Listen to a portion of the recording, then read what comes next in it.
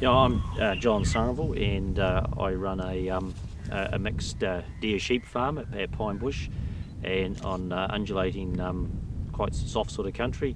And at the moment we're on the velveting block, which runs predominantly all the velveting stags from at this stage rising 3 years and up. And I recently completed a level 1 beef and lamb LEP, and part of the LEP is to sort of pinpoint all the issues specific to your farm and what you need to do to improve your water quality. And I guess it did confirm a lot of what I knew anyhow as far as issues on the farm. And behind my left shoulder is a gully system that was an issue with deer causing a lot of damage, so it's been recently fenced off, and I planted some trees, some elders in this case, to give some shade and shelter. And this creek is quite important because it feeds directly into a major waterway lower down. And as you can see, there's other sidelands that have steep cliffs and banks of issues that have been fenced off that you can see behind me too.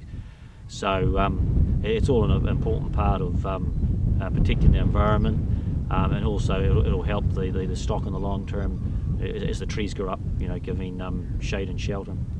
But behind me we have a lot of critical source areas where they become a great catchment for water and overflow from sediment or E. coli from stock, and so it's important that they're protected. So in this case the deer have been fenced out of them, and so the sheep have access to these areas, but they're not in an intensive form, and so it also allows the native tussock and flax to help filter the water systems also.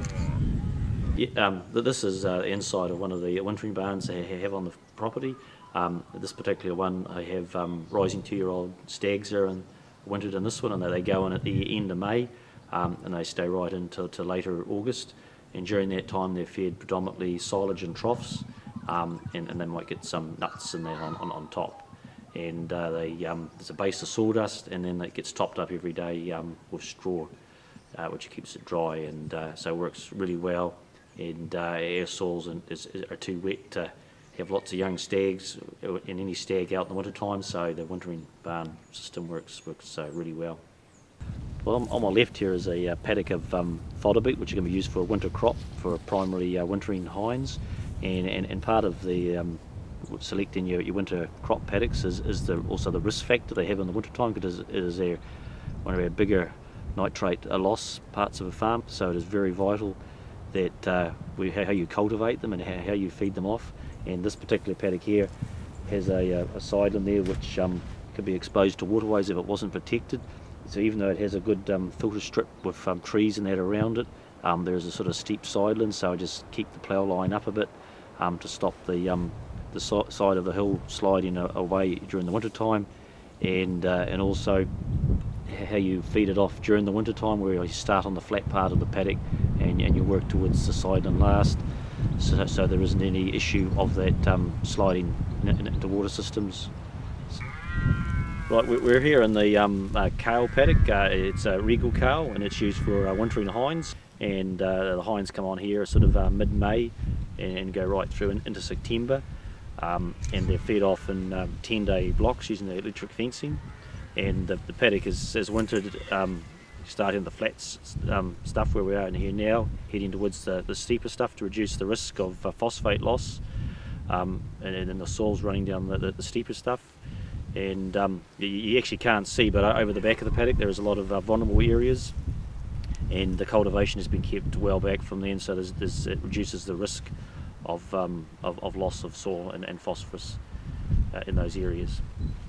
A couple of the things that have a real impact on your nutrient budget is your rainfall. The heavier the rainfall, the worse it can be, and also your wintering systems. The amount of area that you have under cultivation has a huge impact on the results of a nutrient budget, and also animal behaviour aspects, particularly with deer with fence pacing and that. So the more waterways that you have fenced out, protects from the effects of sediment getting down from fence pacing, makes quite a difference. I worked in really closely with my balance rep as doing the nutrient budget, and recommend all farmers to do one. because it's a really important aspect of your farming operation and gives you a broad understanding of the issues that you face. So it's a great opportunity to take this up with your local fertiliser company.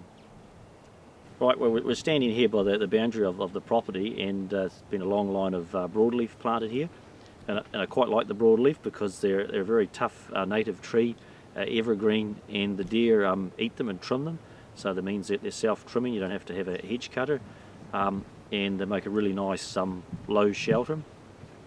And our weather comes predominantly from the southwest, and pretty much the other side of these broadleaf, it's all downhill to the sea and in the southerly, so it is quite exposed, and so they're a really good tough tree, and the deer are really good with shelter because they pick the best spot to sit near shelter. Like with these broadleafs they'll be in close, but with sometimes of bigger trees, if the shelter's better further out in the paddock, the deer will be out in the paddock about 50 metres, so they're really a really good round shelter. Another species that I've planted a bit of is the toys and the Aleria. Aleria comes from the Chatham Islands originally, so it's a pretty hardy sort of plant, and it grows really well in our climate and makes a very good low shelter for deer also.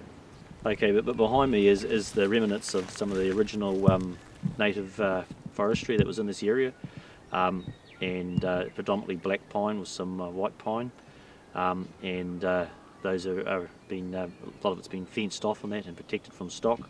And there's some really outstanding features behind me here. Some of those trees are hundreds and hundreds of years old, and we have there's a good bird life in those trees, and have a lot of wood pigeons which frequent them. So it's really good to have that bit of natural history on the farm.